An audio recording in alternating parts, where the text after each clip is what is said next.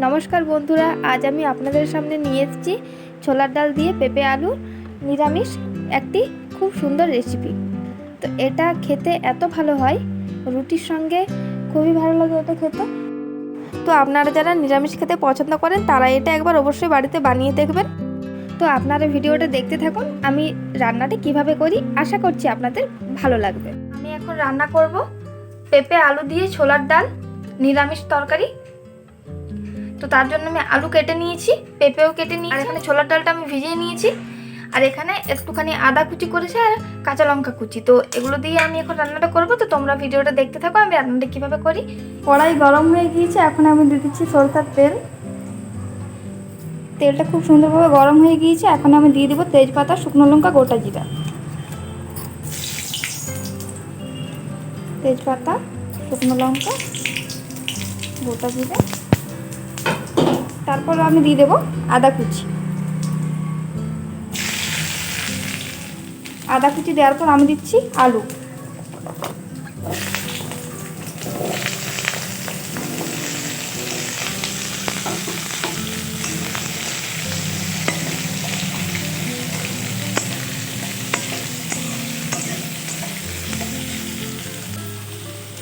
আর আমি এখানে দিয়ে দিচ্ছি 1 চামচ মতো লবণ।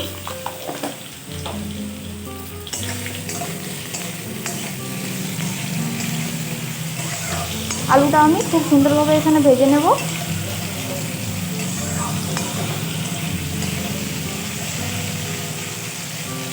আলুটা আমি ভেজে নিয়েছি। আলুটা ভাজার পর আমি এখানে পেঁপেটা দিয়ে দিয়েছি। পেঁপেটা দিয়ে আমি এখানে আর একটু ভেজে নেব।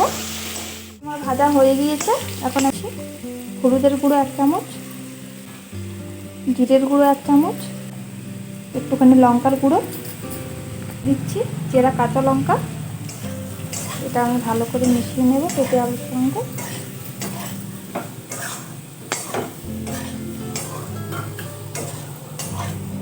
আর দিয়ে দিচ্ছি ভেজানো ছোলার ডাল।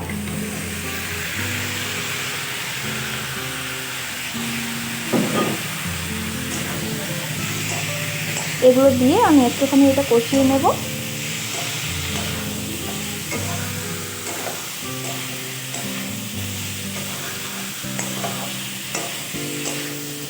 ছোলার ডাল দেওয়ার পর আমি দিয়ে দিচ্ছি একটুখানি চিনি। চিনি দিলে খুব সুন্দর হয় এর স্বাদ।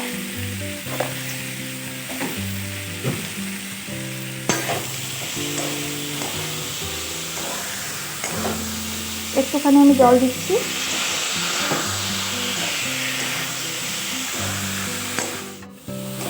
এখানে আমি ছোলার ডাল, আলু আর পেঁপে খুব সুন্দর করে কষিয়ে নিয়েছি।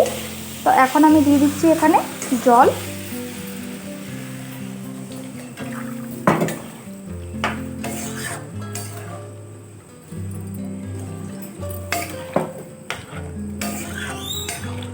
জল দিয়ে এটা আমি একটুখানি আগে ফুটিয়ে নেব।